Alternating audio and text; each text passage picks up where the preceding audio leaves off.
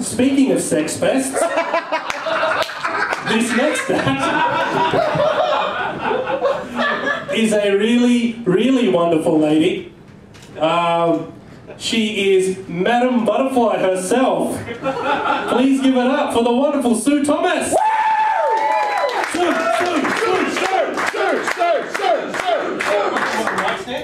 Oh no, okay. Yep.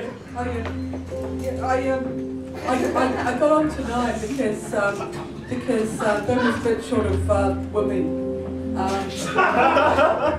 don't know, but I have something to tell you, Ben. I do have a cock. Bring it out.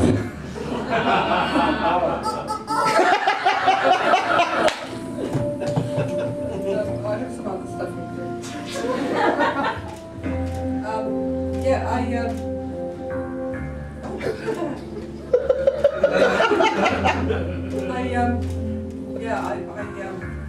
I've been sort of, you know, reminiscing actually this weekend. I was thinking about when I actually went into hospital, and I tell you, the thing they don't tell you is even the most gross, life-threatening situation has its opportunities. It's true. I tell you what.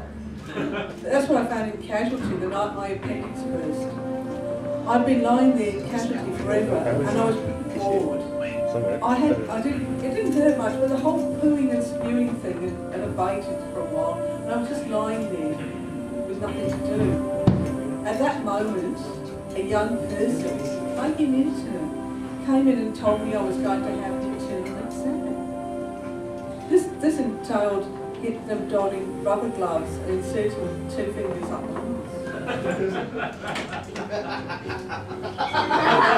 You always have to look behind you.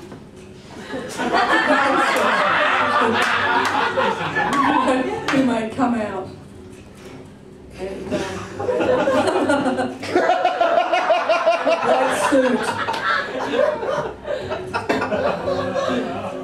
I thought the usual things you do at such times, like how embarrassing that some stranger was fisting me.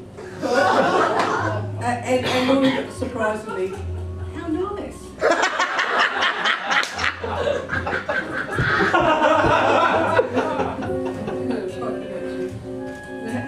You know how it is. You know how it is with people insert digits inside them. Was this what I had to do to get fisted in this town?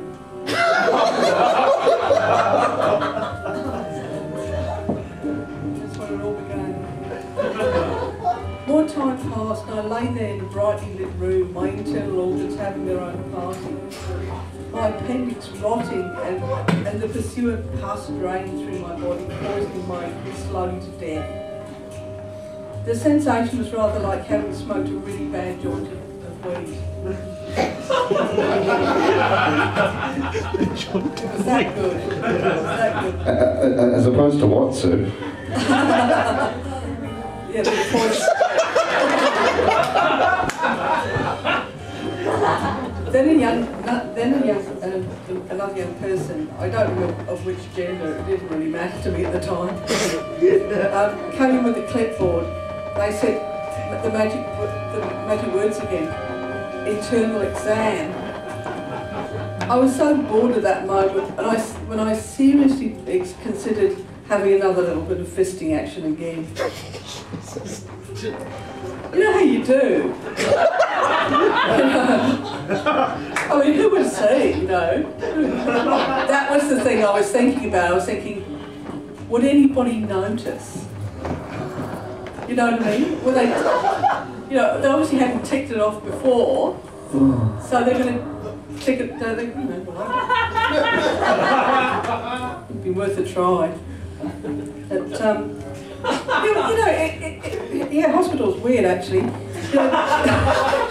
This lady in the bed opposite me thought she was sorting out room service.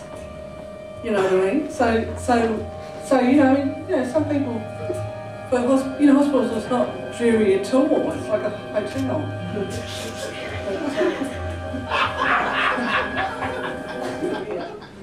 and there was this. And there was this weird, well, that, you know, not everybody has bad food experiences in hospital. Like there was this large family visiting their relatives, and they were ordering out, Chinese food. You know, it was all coming in, box by box, and I was sitting there, nil by mouth. Thank you very much. And I mean that in every sense of it.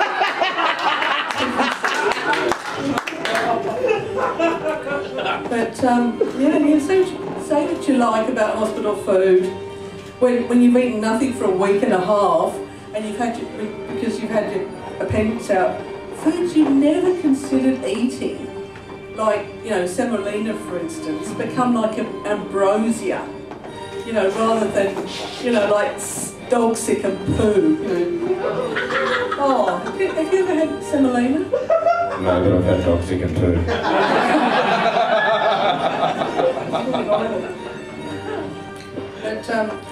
But the other thing I really like, the thing I really liked about being in hospital was every day they ask you, did you pass a motion? Yeah. They're really polite, you know, wouldn't you love that if you know, if I carefully worded it here, wouldn't it be great if after all the other pleasantries we ask each other each morning, we asked each other, did you have a poo at work? That would be really nice. I like that. Have you had a poo today, Sue? Yes, as a matter of fact. Thank you.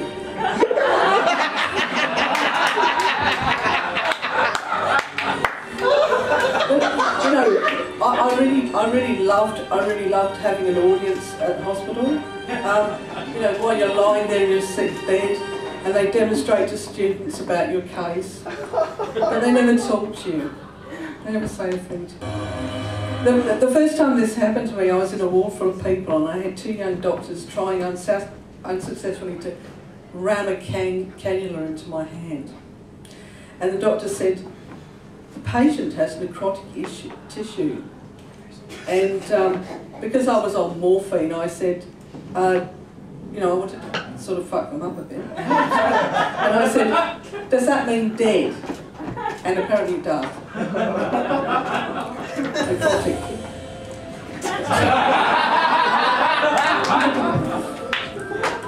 But another time, oh yeah, no, this kept on happening to me. And the guy, and in the end, this guy was like holding a class over my stomach, and he said, you know, what happens when the appendix bursts to all the liquid? And I said, well, it goes to the bottom. And it turns out I was right, so that was good, wasn't it? Right. I wasn't even in the class. Yeah. Oh, yeah. This is another really interesting phenomenon. When you're in hospital and you start showing your private parts to people, you know, and it just becomes normal. You just don't think of it after a while, and you know, and then you know, it becomes like, you know, you know, you just want to give me an injection in my leg, and then, oh, you know, it's oops, I've shown you my vagina. Actually, afterwards, I was talking to somebody, and they said they knew this lady that had like cancer of the labia or something.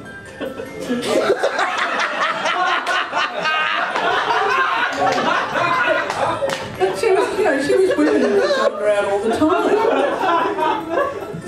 Yeah, because I think this, actually, I probably should set the record straight. The vagina is not the outer part of the lady's private parts, it's the whole. You know, if there are any nurses in the audience, I'm sure they'd like me to tell you that. Everyone on the count of three, thanks Sue. 1, 2, 3. Thanks, Sue! Oh yeah, but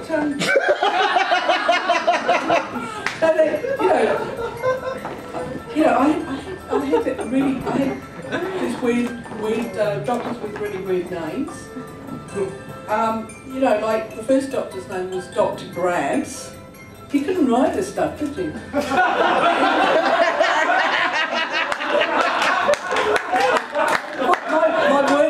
My work pals visited me and they thought it was hilarious. So, but the second doctor was Dr. Payne, because I had like a procedural hernia. That means they didn't do the job right the first time. And I met Dr. Payne on the when I was on the operating table, and the nurse said to me, "This is Dr. Payne," and I thought, no, I'm not going to make a gag about that. This man's got a knife. But, yeah, you've got to know your timing. But,